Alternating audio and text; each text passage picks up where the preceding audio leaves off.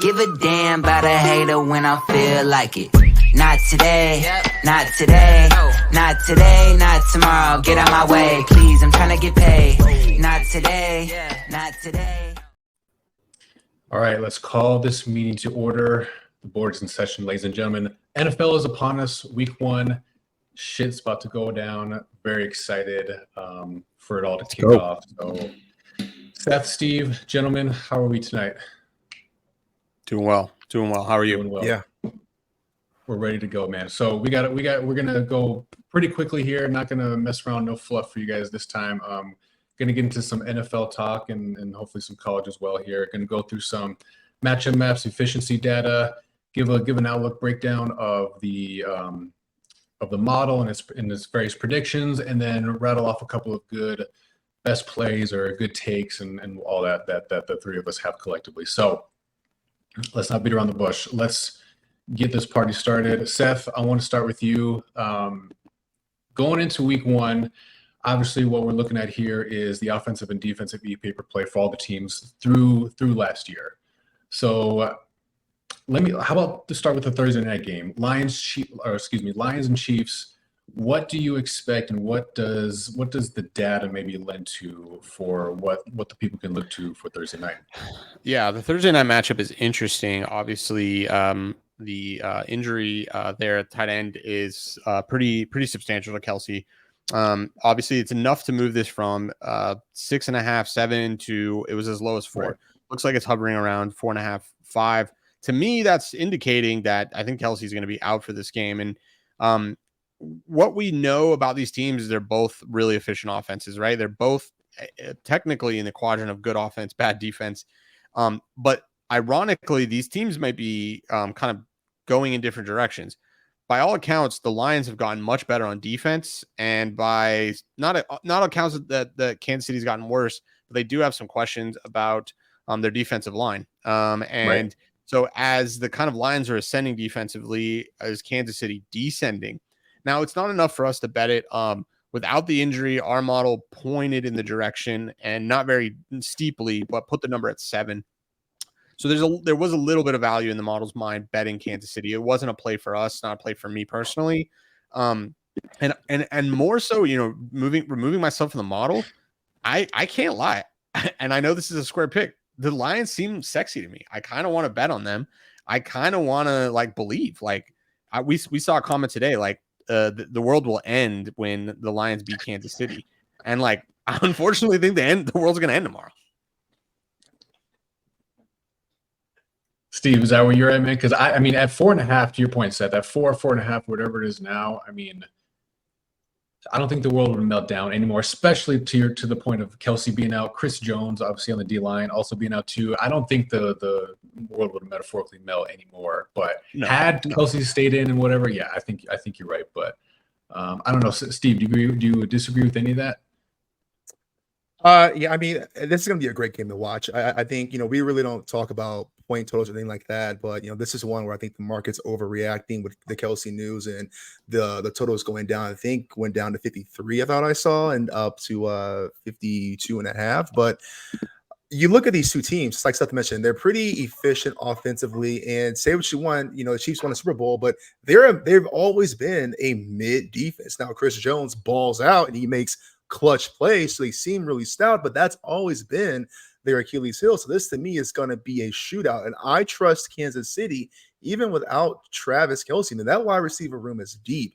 A little more in a shootout than Detroit. Now, can Detroit sneak one out? Sure. We've seen KC have some really bad losses and close games against teams they should have whooped. But with that being said, I kind of want to lean on over reliable. And I think this is a little bit of everyone wants to believe in Detroit, and I get it, but offense wins championships. Don't at me, you defensive-minded folks. And I got to ride with KC on this. I mean, and you're right. I mean, look at offensively where Kansas City was, and they won the Super Bowl. Do we have the forecasted DVOAs on here by any chance? Yeah. So I don't know though, Steve. You literally, this is projecting Kansas City to take a step down defensively and the Lions to take a step up. So do we see? I mean, I hear what you're saying, but that puts the Lions in the quadrant of elite, right? Yeah, but hear me out. Who had?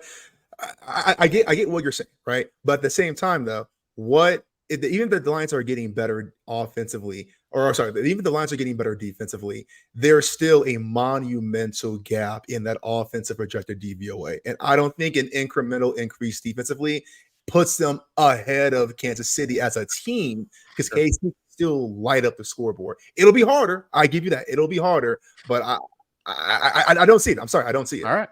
And without the efficiency of Kelsey, I don't know. Yeah. All right. Sure. All right. Yeah.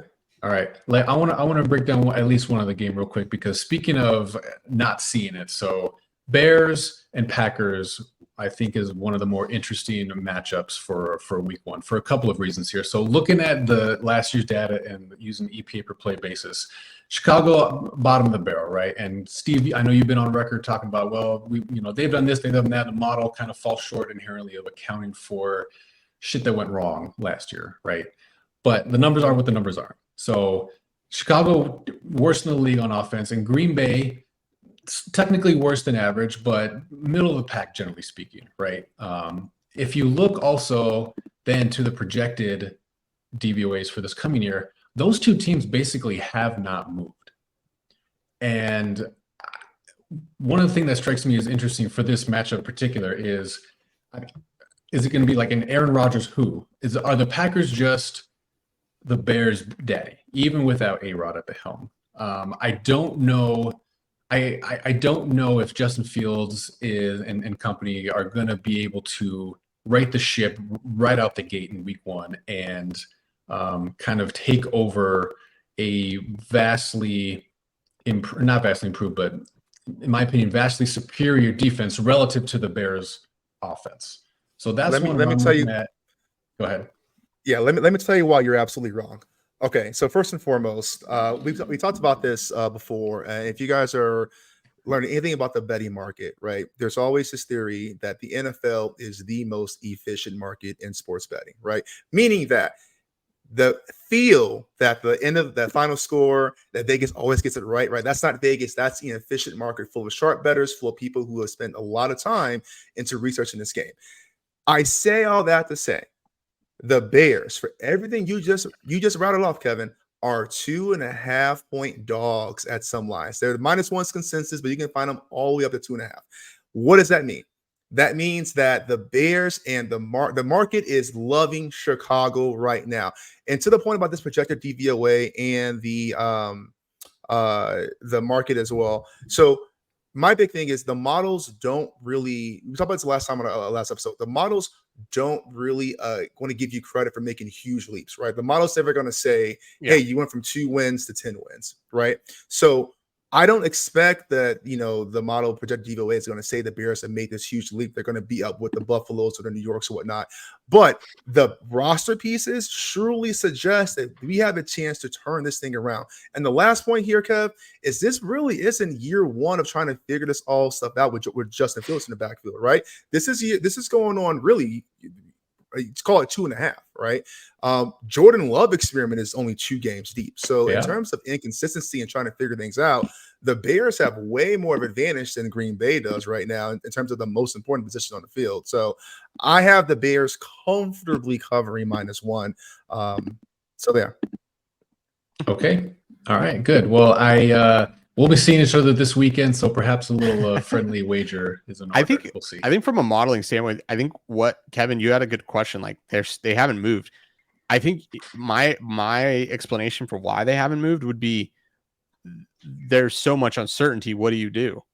It's just better to just leave them with what we know, right? Because you don't know how to, right? Like naturally, you want to penalize Green Bay and you want to upgrade Chicago, but what do you like? But how? But on what? Like, much? It's like it's like, oh well, Jordan Love is not Aaron Rodgers. Okay, but like, and so, but how much Aaron Rodgers is he not? And then the Bears, they've done a shit ton of stuff. We've talked about this, like, but it's like, but what does it mean? It's like you can't directly be like, okay, yeah, 5 wins. I have to say this spread is really interesting. I don't understand how it opened Bears. I agree. That's the weird thing to me. So I think there's already baking into that clearly a power rating that's a little bit, that's basically calling these teams even, and then you're throwing a home field advantage on there. So I'm pretty surprised by the spread. I don't think, I mean, the spread says it all. Like the market is calling for 2 evenly matched teams, and the market's clearly leaning a little bit towards the Bears. Right. And is that all that crazy? I mean, I could, gun to my head, I would be like, just kill me, because I mean, both of these teams are unknown to me. Yeah. Okay. Well, okay. So those two, I mean, week one, I mean, very first game of the season, like who doesn't get more exciting than that, right? But this Bears Packers game is another one that I'm just very interested to see how it all plays out. But Seth, any other week one matchup that you have your eye on based off what the data has suggested or is telling you to this point? Yeah, the two for me. So one is model driven, and our model loves our model loves Cincinnati Bengals. I ate this up at the 2.5 when Burrow was questioned. I ate up the 1.5. I have not bet responsibly on this game at all. Oh, so you have George Costanza double dipped. I have 10% of my bankroll on this game. Wow. Okay. Yeah, I nibbled 2.5, 1.5. I didn't even realize I went to bet the 1.5, and I did, and then I went to a different app and I realized I had bet the 1.5 already. Like the power ratings make zero sense to me for the Browns. Even though our sims like the Browns, you look at any reputable power ratings. We run our own power ratings.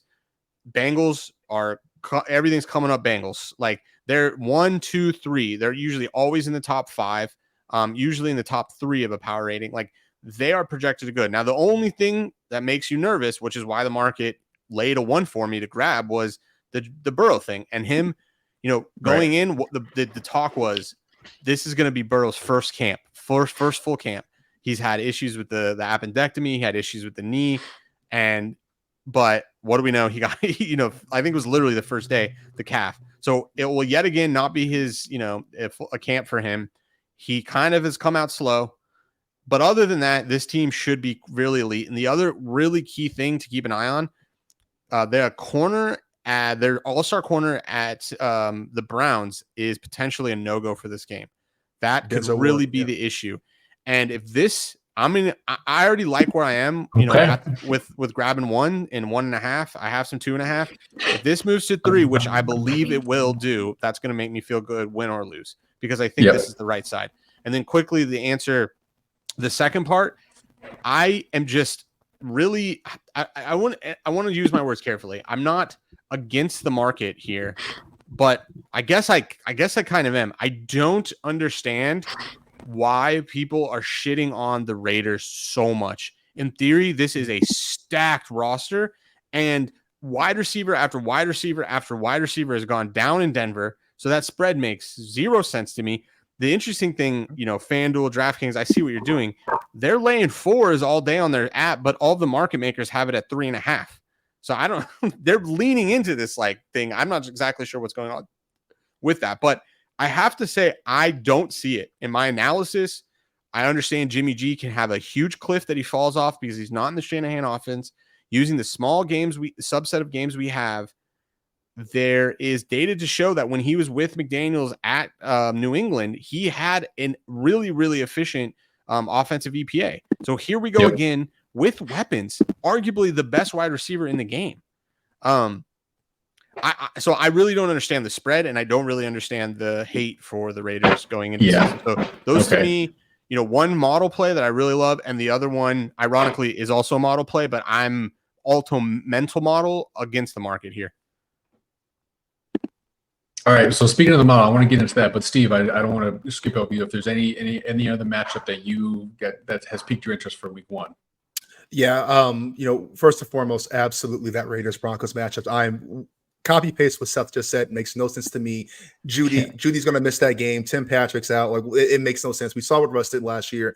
I get Sean Payton's in the system now, and was it Hackett? Was it Wilson? It remains to be seen, but I have no confidence in that Broncos team whatsoever, and that spread does not make sense to me. The other one, though, I'm not really a big fan. If you hear us talk, if you follow us for a while, We don't love double-digit spreads, but man, oh man, do I love that Ravens spread, man.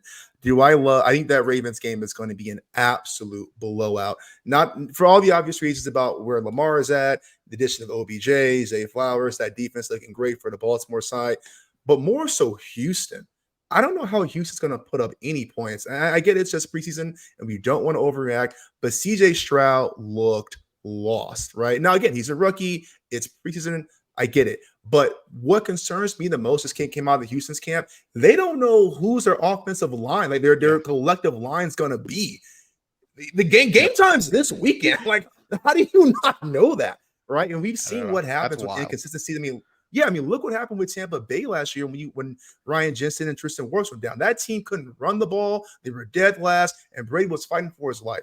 Offensive line matters, and I think it's going to be an absolute bloodbath in the favor of the Ravens.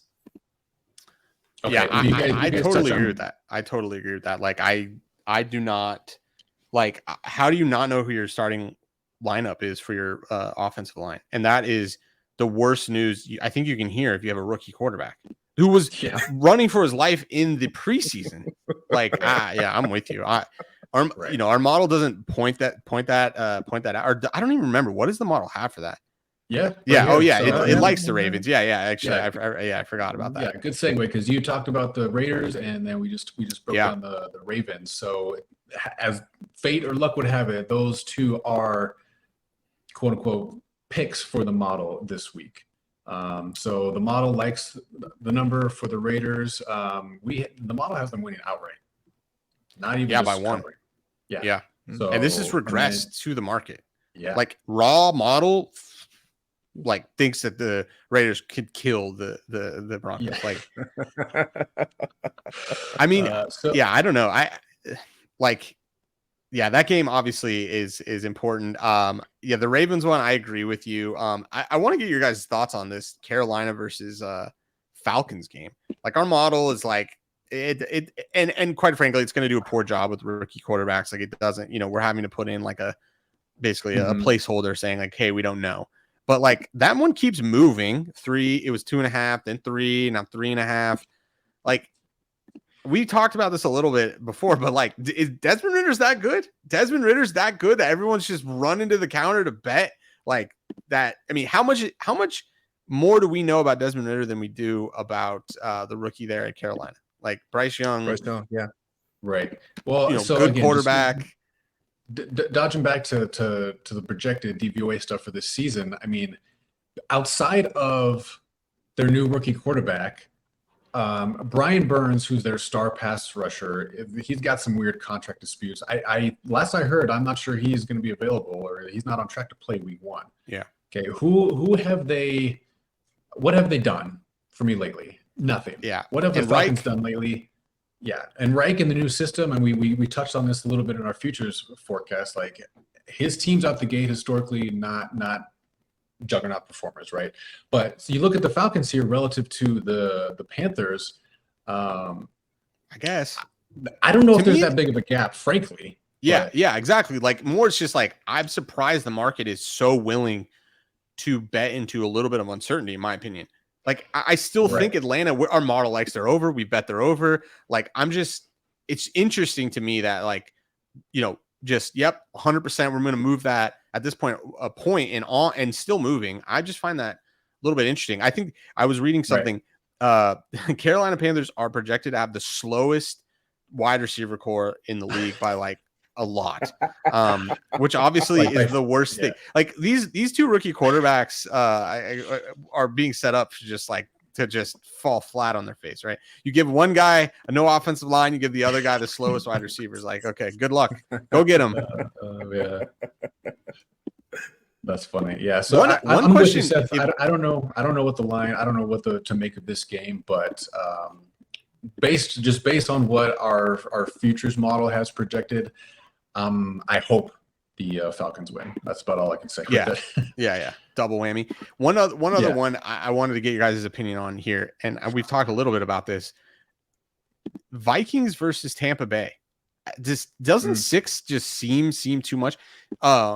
Steve, do you still have the unabated odd screen up there? Like, I think this moved from 6 to 5.5, or is this still at 6? Yeah, what's it's interesting? still at 6, last I checked, but go ahead, Steve. No, you're all good. You're all good. Pulling And up what's right the now. model have, Kevin? So the model, if you can see that, Yeah, okay. It has 5. It thinks the number's 5. So there was a little bit of value at the 6.5. That's obviously been eaten up. I have to say, guys, I'm betting the Bucs. I'm betting money line. I'm on Sunday. I'm betting money line for them to win this game. This makes zero sense. Now, look, I get it. The team's going to regress. The Tom Brady, their offensive line, a lot of question marks. It looks like their center is now not going to return. Okay, but are we serious? Tampa Bay is not 6 points worse than the Vikings. What did the Vikings do to get 6 points better? This is an average ass team. Yeah, and then that line, you're right. Line moved from 7 to 6. That they opened at 7, kind of hover around for 6.5, now down to 6. Yeah, give me the 6. Give it to me. Now you're going to bet it, or you have? Well, I'm going to bet it tomorrow because I have to bet legally. Right, okay. So we're going to a state where we can't bet. So I'm going to be locking that in before we leave. I don't know. We'll see. What's the money line at? What are the odds at? I gotta imagine it's pretty money juicy. line odds. Tell me I'm crazy. Tell me I'm just off base. I can't see it. I can't see how this is a 6-point worse team. I just can't. Yeah, you can basically get 2 plus 210 plus 215 money line for Bucs. So I'm betting this. I'm either going to bet money line or I'm taking the points, but I'm going to bet Tampa Bay one way or the other. Like this makes no sense. I don't care model or not. It just makes zero sense to me. All right. So okay, I have a question on the models. On the model predictions specifically. So for anyone who's seen our website, for anyone who maybe is a full access member for us, you see these charts and you see up at the top there, best performance is that, I can't even read my own thing, 4% EV or greater. So can you just break that down real quick and why that is statistically significant? Yeah.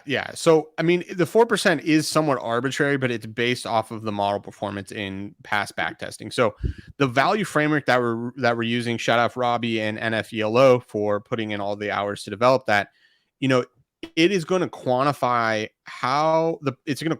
the probability between the model prediction and the actual spread that you're comparing or AKA the market, right? So the difference there, and really important for anybody, learning this game, people talk about key numbers, this is something that quantifies those key numbers. So not just saying, oh, well, they're key numbers, right?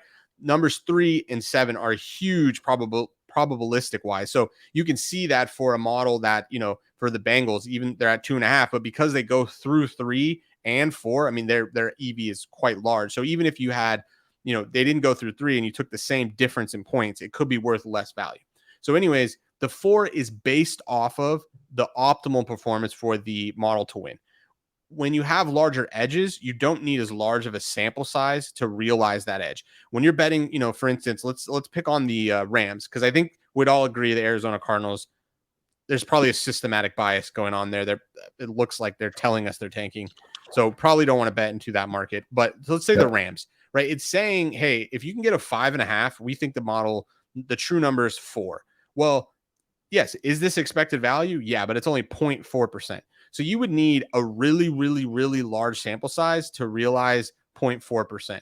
So it's probably best to just stay away. Now, if you really like a game and it's also EV, yeah, go for it, right? You still have an edge, but you just have to bet thousands of games to realize a 0.4% edge, right? If you want to make $4 on every $1,000, right? That would be the equivalent of that, right? So think about how many bets you would need. Think of this in terms of blackjack. So you sat down and they're like, yeah, well, you have a 0.4% chance. You would need to play thousands of hands of blackjack to make that amount of money, right? Okay, no, I could appreciate that, because you could definitely lose, right? Yeah, for sure. All right, so we broke down a couple of games, but I want to talk about your guys's overarching or like something that you're eyeballing, something that you're either have or going to pull the trigger on, either with a bet or maybe it's just a take you have, something unexpected that's going to happen this weekend. So, Steve, what's your one or two things that you think is going to happen this weekend, or what's your favorite play, model or not, this weekend for the NFL? No, favorite play hands down is going to be Ravens, and I actually might alt line bet this. This is, to me, it's going to be an absolute bloodbath. And again, I really do not like double-digit spreads. Do not like more than 2-score touchdown spreads. But I cannot fathom a way that Houston is going to be competitive in this thing. I want to bet the Bengals really bad for everything Seth just said. I have some fantasy football and other commitments to the Browns in terms of the win total and whatnot that makes me feel a little bit bad about that. But I want to slam that, but I can't. But yeah, so for me, Ravens I love the most, Raiders the second most. Those are the highest on my account. Okay. Seth, hit me with it. Yeah, we talked about Tampa Bay. I'm definitely going to bet that. I don't like this, but there's too much data for me to ignore. I think I'm going to also bet the Saints spread. I think the Texans, we always hear this year after year, but Vrabel and his floor, because it's higher because he's Vrabel and he just like pulls the rabbit out of the hat. I think potentially we're going to see the Tigers Maul, the magician here. Like I think this is the end of the road here where the experiment finally just blows up. It makes zero sense. They went and paid another, old wide receiver. They're old. I believe their number one wide receiver is injured. Like Tannehill is interesting, average at best. We have an old running back. Like the Chiefs, they're going to be good just because their record is, or their schedule is so easy. And I think, Carr is going to want to be on some revenge tour because obviously he got fucked over. So I just think that this is for me, there's enough angle here that I think that the market's going to learn real quickly that, oh yeah, the Titans are going to be a bad team, bad offensive line, nobody to throw to. Like, give me the Saints. And I think we talked about the Buccaneers. I'm really, really, really psyched about this model pick for the Patriots.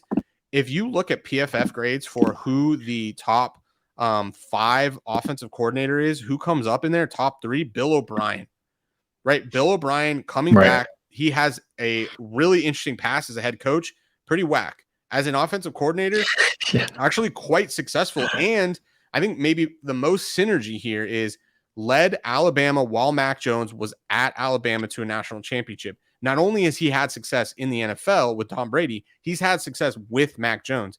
I believe that the upside for how quickly we can see the Patriots get back to who they were 2 seasons ago offensively can be really quick. And although we were high on the Eagles last year, I think this is a year where we see, hey, how much of this was an Eagles roster that was and is good, but a really easy schedule, just like the Saints have this year. And, oh, whoopsie days, you have to play a really good defensive team. And, oh, this team is now good offensively. I'm psyched that the model gives us that to bet on. And so I'm really curious if the model gets this right, or, it's left hanging and the Eagles are this really crazy juggernaut, or the Patriots don't take the step forward.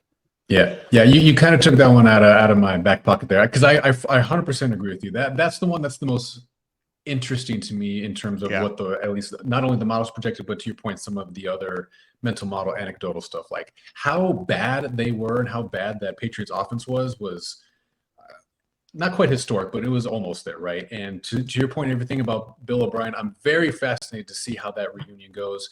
I do think Mac Jones, no one's talking about him as a kind of a make the leap candidate, even though is it technically his third year? Third year. Yeah. Okay. So I don't know if he qualifies for a make the leap type of thing by those metrics, but I personally, I think he could. The one thing holding him back. You saying he's going to take a leap? I think Mac Jones takes a leap in 2023. Yes. He's taking a goddamn leap. It's done. It's foretold. It's been foretold. The one thing, why I'm not so raw strong about it is the position group, the wide receiver group around him. They got Ramondre and Ezekiel to help him out in the run game, but name me 2 receivers on their team right now. Go. Juju on the beat, Juju and I can't name one more, but that's enough for me. Oh wait, Gesicki. They went and got Gesicki from Miami. Oh, They're so they got a shittier tight end than they had last year. No. They have not. Is it Hunter Henry? They have both. Yeah. All But they accounts had is they're John going back Smith to the good last old year. days. Okay, Gronk, all right. Hernandez, two All right. tight end personnel. Like these are the good old days. We're going back. And guess who was All the right. offensive coordinator? Dun dun dun. Bill O'Brien. Bill O'Brien. Yeah. So I'm telling you, we could see the Patriots. Look, a lot has to go right. I totally agree with this. I'm just saying, like that switch could have been flipped in an offseason, and they can come out being one of the most elite, let's say top 10 offenses. Is that a high probability? No. Is that like around 40 to 50%? I think yeah. Right. I do. Okay. All right. Well, I mean, like we said at the start, absolutely stoked for week 1 to begin. There's a lot of good storylines, a lot of good things to keep an eye on, as far as how the data plays out and just what happens on the field, right? So very, very excited for all that. Yeah, and just all right, boys. Just want to get one thing or reiterate one thing just for like as far as so what the model is predicting for week 1 and the model plays that we are officially kind of locking in are these 5 plays, right? So in particular order from highest value to lowest value is Bengals -2.5, Ravens -9.5, Raiders +4, Patriots. I think you can get the 3.5 now. We got it at 4.5, and the Cowboys -3. You can get 3 with juice, 3 and a 5, 3.5s are up there. But those are what the model is going after and what we've bet, quote unquote, from the model. So I'm really excited to see how the model does week 1. Same here. All right. That's it. 30 minutes, short and sweet, baby. Hopefully you guys got some good value out of it. We're going to be doing this every single week after the weekend's games for both college and NFL. So stay tuned, breaking down more data, trying to give you guys insight and input to just what the metrics are saying and how we're all interpreting it and how you can use it as well. So until next time, guys, this board meeting, I don't know. What do they say at the end of board meetings? They don't. They don't. They don't. Right. They just like literally say, "Yo, you want to get trying a to beer?" think of a clever sign off, and it fucking flopped. So sorry, guys. This Until board next is time. adjourned. This board is adjourned. Why not? All right. Take care. See you guys. Peace.